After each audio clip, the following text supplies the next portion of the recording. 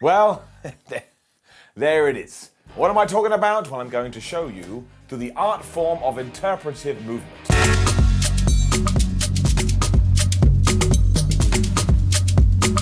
That's right, that was me making the letters HHH to signify that Triple H is now in charge of WWE Creative. And I will bet you this, you can watch as many wrestling YouTube videos about this subject today, and I bet nobody else told you using the art form of interpretive movement. It's also why I won't have a job soon, but yes, the game has now taken his seat on the power throne, which as far as I'm concerned means WWE is about to change forever. Well, it may take a little bit of a while first. Why? Here's why.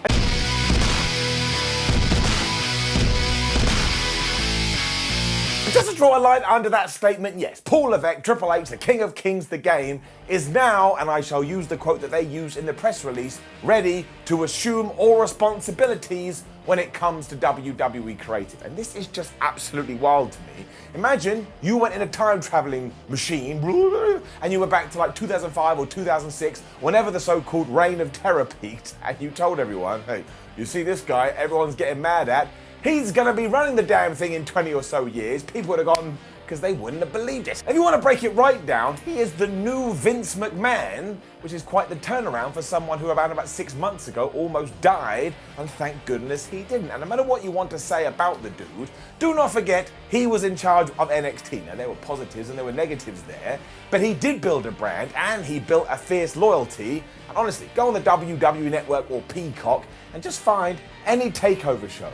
If you ever come across a bad one, well, you won't. The point is, you can't just fluke into that. You must have something about you to be able to do it in the first place. When you looked around the room, I mean, who else were we going to give it to? Paul Heyman would always be a good shout, but I just don't think the WWE would let him do that. And after that, well, there's nobody. I mean, you could have given it to Bruce Pritchard, but he's like Vince McMahon too, so you wouldn't really get anything different out of it. So what are you gonna do? Go to Jeff Jarrett? Say, Jeff, hey, do you want to run it? Before long, you'd be having a reverse battle royal. He's also too busy beating up Ric Flair, so unless they were going to do something nuts like go, hey, Gabe Sapolsky, do you want the gig, which once again was never going to happen, I genuinely can't think of a better person other than Triple H, and it's got me a little bit excited. Now, it is hard to criticize too much when it comes to the business side of things, because they are making so much money, and that's the entire point. However, when it does come to the creative, sometimes it can be hit and sometimes it can be missed, which probably means once we get through SummerSlam, well, we should be keeping our eye out to see if we're going to do something different. And speaking about SummerSlam, let's use that main event as an example of everything I've just said, because I love Brock Lesnar and I love Roman Reigns. But if somebody comes in here right now and says, oh, hello, Simon, how are you doing today? Do you want to see these two juggernauts fight for the 56,000th million time? No, not really. I've seen it so much. Especially in the main event position, because that is now Mania 31, Mania 34, Mania 38, the Greatest Royal Rumble, Crown Jewel 2021, and SummerSlam 2018. And let's be honest, I'd probably miss one. It's just run its course, but for whatever reason, this match was Vince McMahon's break in case of emergency feud. So as soon as Cody Rhodes went down and who knows what else had gone on, it was like, oh well, I know we just did it at WrestleMania, but we can just do it again for SummerSlam. And I don't want to be that guy, but you could argue it's a little bit lazy. And actually probably a better word for that would be just keep the place ticking over, because once again, you're bringing in so much cash and all your shareholders are happy. And sometimes when you are a publicly traded company, that's all you gotta do. That goodwill will eventually run out, however, so you always have to go back to your core product and you always have to go back to your stories, which is why I think putting Paul Levesque in charge is going to be massively interesting. Now, I'm sure for a little while he too will want to steady the ship, but this is his one big go. This is his one big attempt. And if he somehow gets booted out of that position and he never put his stamp on the WWE product, well, I'll go as far to say he'll probably regret it forever. And he is literally the first person in decades to be given this opportunity. So do you not think he's not going to get his sledgehammer and drive it into the floor and say, right, we're doing things my way?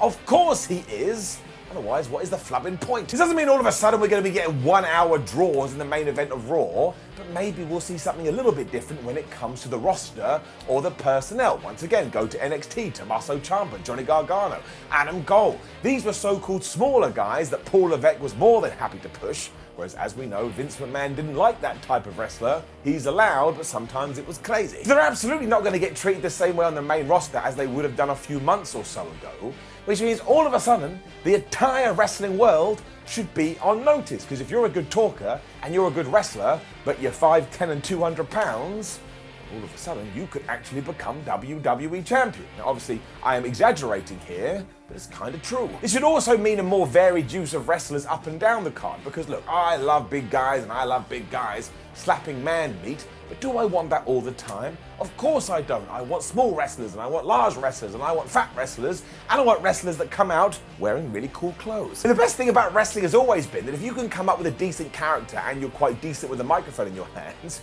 you can be a success at it, even if you can't back it up in the ring. Now in 2022 that is getting harder. Audiences experience something, but going on the flip side of that, do I want to see somebody like Chad Gable in a main event with Roman Reigns and being treated seriously?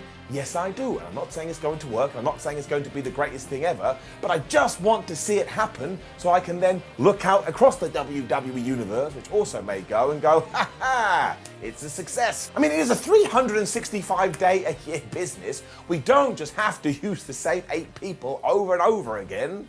Let's just get a random finger, and whoever it lands on, it's their turn. You could also see a world where Hunter isn't as dialed into this whole scripted promo thing as his predecessors too, because he's done all this before. He used to be a professional wrestler. But I do want to say, don't think all of a sudden that's going to go away altogether, because this would entail WWE talking to dozens of writers and saying, oh sorry, we don't need them anymore. And given that it was Stephanie McMahon that introduced this in the first place, well, just hold your horses. That is in no way a bad thing, because some people probably do benefit from having some words stuck under their nose. But what should happen now is the door should open, so if you are able to talk without help, all of a sudden you have the leeway to do that, and by Jove, you may actually start sounding more like a real human being. Which does tie right into what I want to talk about next too. Less buzzwords. Do you know what the hardest thing in the world is? You actually convince someone to sit their ass down on the sofa to watch wrestling.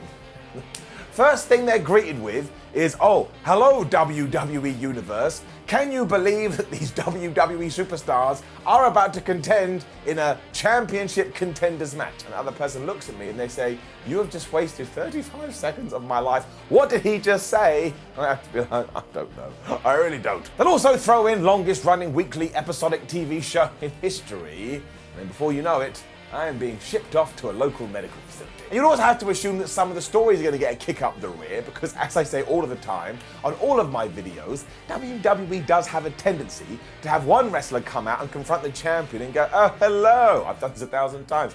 Can I please challenge for that belt? And they go, yes, yes you can.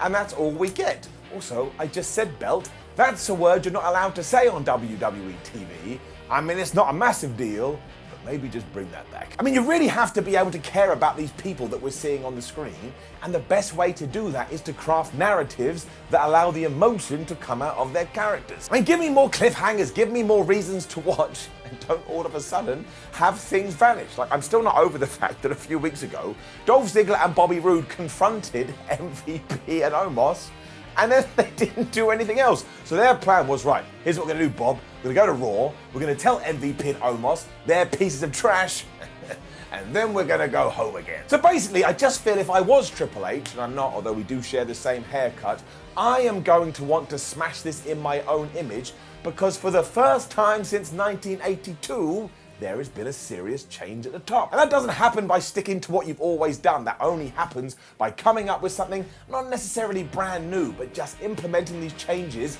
in time. You don't want to go nuts here, when you can say, look, Vince McMahon did this, but here's my WWE.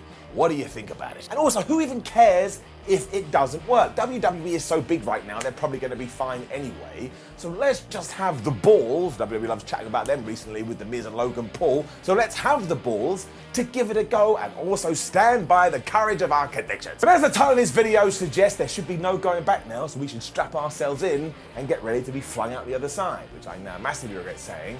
And using the first ever Raw without Vince McMahon as an example, I do think there were hints of this. Again, it's going to take a long old time. You can't just go, "Wah-bah," and change things overnight. But I am quietly confident, and let's face it, it's probably about time. It's been one way for basically 4 decades. So now the most important part is for you to go in the comments below and let us know what you think about all of this. Do you think WWE is about to change? Or actually, is it just going to be the same as ever? Come 2024, we're all going to feel silly. Then like the video, share the video, and subscribe. Head over to whatculture.com, where, yes, we'll keep you up to date as best as we can. Same with social media, so come give us a follow. And we have loads of video on this. Make sure you've caught up.